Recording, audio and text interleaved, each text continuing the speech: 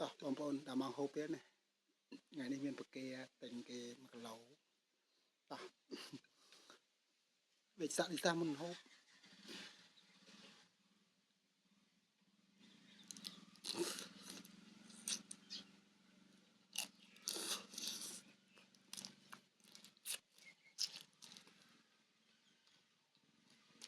chết ra bông bông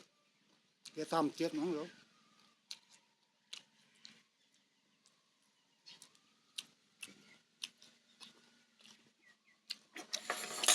thầy mơ thầy bên ấy anh ta chia ngắn 300 tức thầy lõ ấy rồi bên đấy người nhắm bán cả ba và hai